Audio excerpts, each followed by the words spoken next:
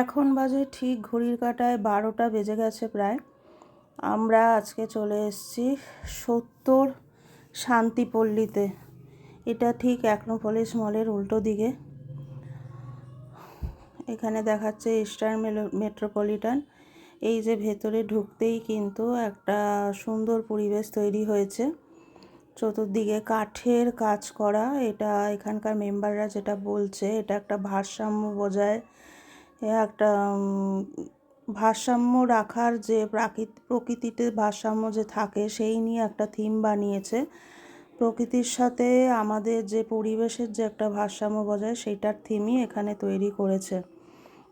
কাঠ দিয়ে নানান রকম সব কারুকার্য করা হয়েছে। চতুর্দিকে সুন্দর, পুরোটাই কিন্তু কাঠের। এখানে এলে বোঝা যাবে, ভিডিওতে কতটা বোঝা যাচ্ছে আমি যতটা পাচ্ছি বোঝানোর চেষ্টা করছি। আস্তে আস্তে আমরা এগিয়ে যাচ্ছি। এটা এন্ট্রি। এদিকে হচ্ছে কাঠ দিয়েই পুরোটা করা, ঘরগুলো কাঠের। এখানে নানান রকম মিউজিক হচ্ছে।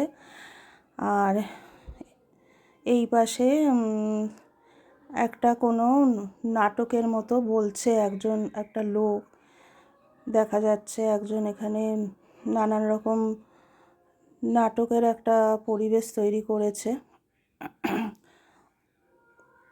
এই যে এখানে ভারসাম্য বজায়ের একটা বড় একটা কাঠামো তৈরি করেছে কাঠ দিয়ে।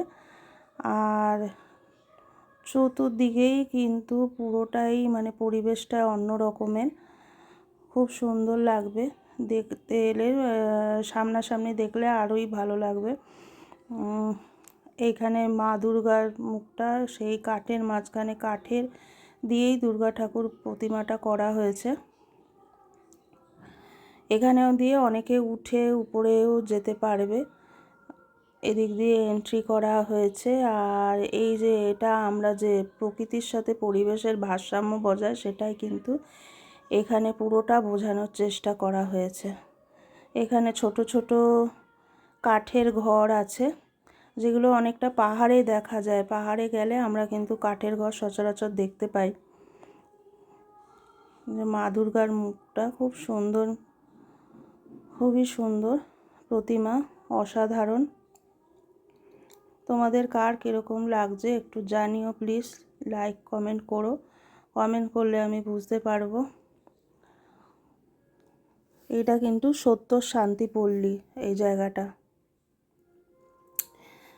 এখানে তোমরা এলে এই প্রতিমা দর্শন করতে পারবে আর এত সুন্দর একটা পরিবেশ দেখতে পারবে। আমরা রাত 12টার পরে এসেছি, তাও কিন্তু এখানে মোটামুটি ভালোই ভিড় আছে। আজকের মতো এখানেই শেষ করলাম। টাটা।